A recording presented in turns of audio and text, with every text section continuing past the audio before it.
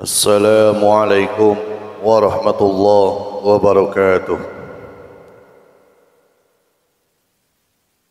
Alhamdulillahilladzi arsala rasulahu bil huda wa dinil haqq liyudhhirahu 'ala ad-din kullih walau karihal musyrikun.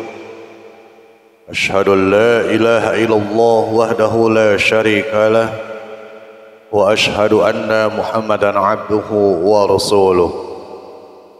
Allahumma salli wa sallim wa barik ala sayyidina Muhammad wa ala alihi wa sahbihi ajma'in. Qala Allah ta'ala fil Qur'anil Karim, a'udzu billahi minasy syaithanir rajim. Ya ayyuhalladzina amanu taqullaha haqqa tuqatih wa la tamutunna illa wa antum muslimun. Amma ba'du. Ma'asyiral muslimin, jemaah Jumat rahimakumullah. Di dalam Al-Quran ada 3 nama binatang kecil yang Allah abadikan menjadi nama sebuah surat. Yang pertama yaitu An-Namal, yang artinya semut. Yang kedua yaitu Al-Ankabut, artinya laba-laba. Dan yang ketiga yaitu An-Nahl, yang artinya lebah. Ketiga binatang ini mempunyai sifat dan karakter yang berbeda, sehingga sifat dan karakternya ini patut dijadikan pelajaran oleh manusia. Yang pertama yaitu semut. Semut ini memiliki sifat suka menghimpun makanan sedikit demi sedikit tanpa henti-hentinya. Konon binatang ini dapat menghimpun makanan untuk bertahun-tahun, sedangkan usianya tidak lebih dari 1 tahun. Ketamakannya sedemikian besar sehingga ia berusaha memikul sesuatu yang lebih besar dari badannya, meskipun sesuatu itu tidak berguna baginya. Ma'asyiral muslimin, jemaah Jumat rahimakumullah. Yang kedua yaitu laba-laba, sebagaimana digambarkan di dalam Al-Quran bahwa sarang laba-laba adalah tempat yang paling rapuh. Allah Subhanahu wa taala berfirman di dalam surat Al-Ankabut ayat 41, A'udzu billahi minasy syaithanir rajim.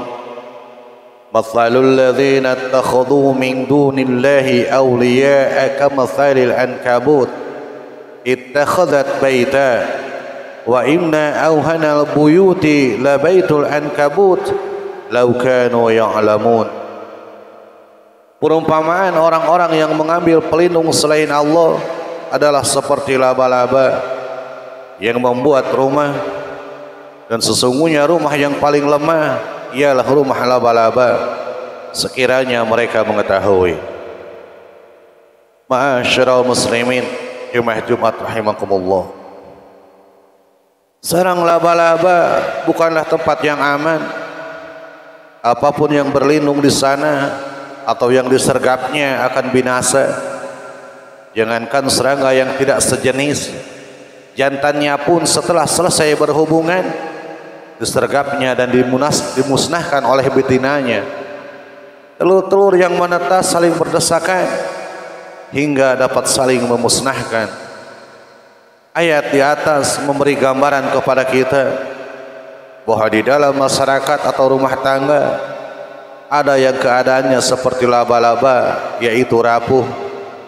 Anggota keluarga saling sikut, tindih menindih, kehidupan ayah dan ibu serta anak-anak yang tidak harmonis, bahkan saling curiga satu sama lainnya. Ma'asyiral muslimin, jemaah Jumat rahimakumullah. Yang ketiga yaitu lebah. Lebah ini adalah makhluk yang memiliki insting yang sangat tinggi. Di dalam Al-Quranul Karim Allah Subhanahu wa taala menggambarkan, wa auha rabbuka ilan nakhli an ittakhidhi minal jibali buyuta wa minas syajari wa mimma ya'rishun thumma kuli min kulli thamarat fasluki subula rabbiki dhulula yakhruju min butuniha syarabun mukhtalifun alwanu fihi shifaa'un linnasi inna fi dzalika laayatan liqaumin yatafakkarun.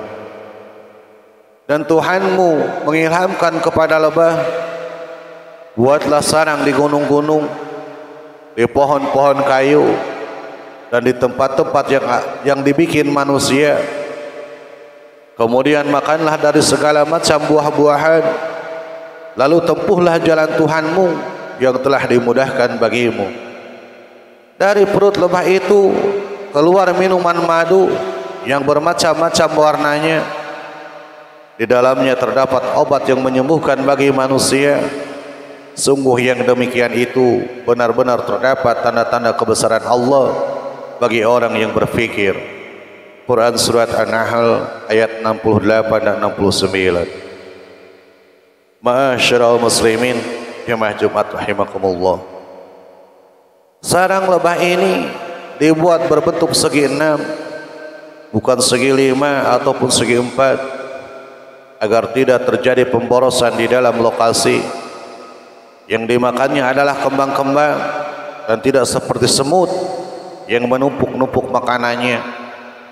Lebah mengolah makanannya dan hasil olahannya itu menjadi lilin dan madu yang sangat bermanfaat bagi manusia untuk dijadikan penerang dan obat.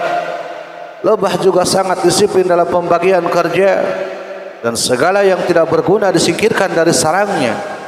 Ia tidak mengganggu makhluk yang lainnya kecuali apabila ia diganggu. Barakallahu li wa lakum.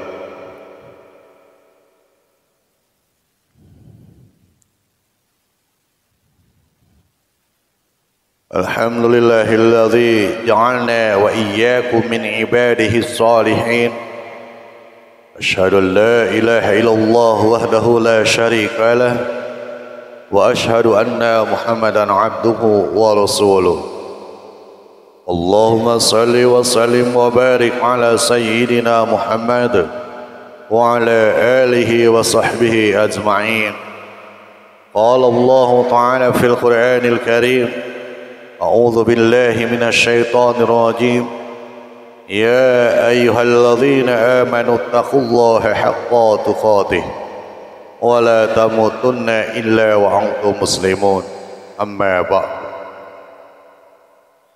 Ma'asyiral muslimin jemaah Jumat rahimakumullah. Dalam kehidupan kita di dunia ini, contoh-contoh tersebut sering diibaratkan kepada manusia. Bahkan kalau manusia tidak mengetahui posisinya sebagai makhluk yang memiliki aturan dalam hal ini, yaitu petunjuk agama, maka manusia bisa saja menempati posisinya lebih rendah dari binatang, bahkan lebih sesat dari binatang. Jelas ada manusia yang berbudaya semut, yaitu suka menghimpun dan menumpuk-numpuk harta tanpa disesuaikan dengan kebutuhannya. Menumpuk-numpuk harta tanpa ada pemanfaatan dalam agama, yaitu dalam bentuk zakat dan sedekah. Tidak sedikit manusia yang bersumber dari masalah tersebut. Pemborosan seringkali terjadi, yaitu dengan hadirnya berbagai macam benda baru yang sama sekali tidak dibutuhkan, dan tersingkirnya benda-benda lama yang masih cukup bagus untuk digunakan dan dimanfaatkan. Dapat dipastikan bahwa di masyarakat kita masih banyak semut-semut yang berkeliaran. Ma'asyiral muslimin jemaah Jumat rahimakumullah.